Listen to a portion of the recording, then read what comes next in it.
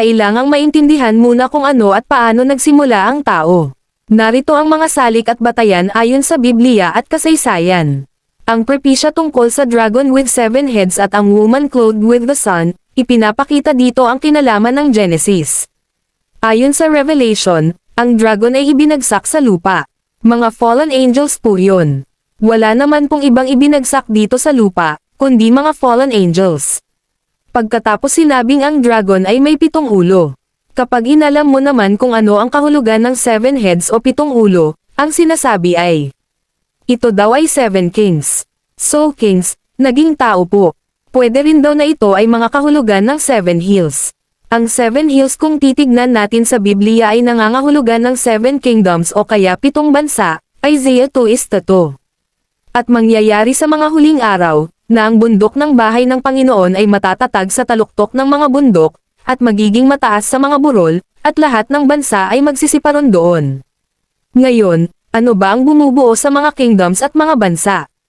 E di mga tao. Pansinin, mula sa pagiging heavenly angel, napunta sa pagiging tao o hari, at ang naging nasyon o kaharian.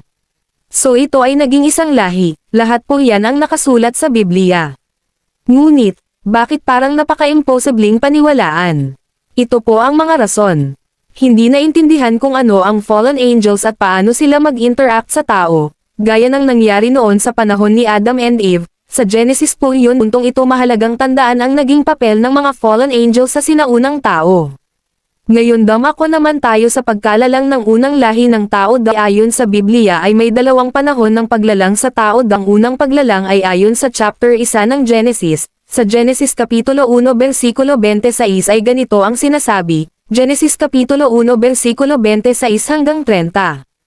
At sinabi ng Diyos, lalangin natin ang tao sa ating larawan, ayon sa ating wangis, at magkaroon sila ng kapangyarihan sa mga isda sa dagat, at sa mga ibon sa himpapawid, at sa mga hayop, at sa buong lupa, at sa bawat umuusad, na nagsisyusad sa ibabaw ng lupa. Genesis Kapitulo 1 versikulo 27. At nilalang ng Diyos ang tao ayon sa kanyang sariling larawan, ayon sa larawan ng Diyos siya nilalang niya sila na lalaki at babae. Genesis Kapitulo 1 versikulo 28. At sila'y binasbasa ng Diyos, at sa kanila'y sinabi ng Diyos, kayo'y magpalaanakin, at magpakarami, at kalatan ninyo ang lupa, at inyong supilan, at magkaroon kayo ng kapangyarihan sa mga isda sa dagat, at sa mga ibon sa himpapawid, at sa bawat hayop na gumagalaw sa ibabaw ng lupa. Genesis Kapitulo 1 versikulo 29. At sinabi ng Diyos, narito, ibinigay ko sa inyo ang bawat pananim na nagkakabinhi, na nasa ibabaw ng balat ng lupa, at ang bawat punong kahoy na may bunga ng punong kahoy na nagkakabinhi, sa inyo'y magiging pagkain. Genesis Kapitulo 1 versikulo 30. At sa bawat hayop sa lupa, at sa bawat ibon sa himpapawid, at sa bawat nagsisyusad sa ibabaw ng lupa na may buhay ay ibinigay ko ang lahat na pananim na sariwa na pinakapagkain, at nagkagayon. Suriing mabuti, na sa unang paglalang sa tao ay sagana ang prutas mula sa punong kahoy bilang pagkain. Meron ding malinaw na batis. Lant iyan, malaparaiso ang paligid at maganda ang panahon noon. Ngayon, tumuloy tayo sa ikalawang paglalang sa tao na sina Adan at Eva. Ayon sa chapter 2 ng Genesis. Genesis Kapitulo 2 versikulo 5. At wala pa punong kahoy sa parang, at wala pang anumang pananim na tumutubo sa parang, sapagkat hindi pa pinauulanan ng Panginoong Diyos ang lupa, at wala pang taong magbukid ng lupa.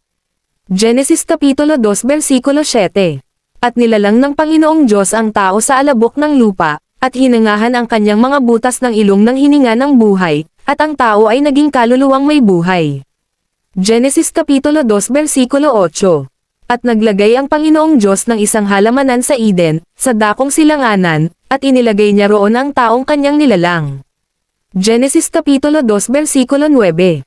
At pinatubo ng Panginoong Diyos sa lupa ang lahat na punong kahoy na nakalulugod sa paningin, at mabubuting kanin, gayon din ang punong kahoy ng buhay sa gitna ng halamanan, at ang punong kahoy ng pagkakilala ng mabuti at masama.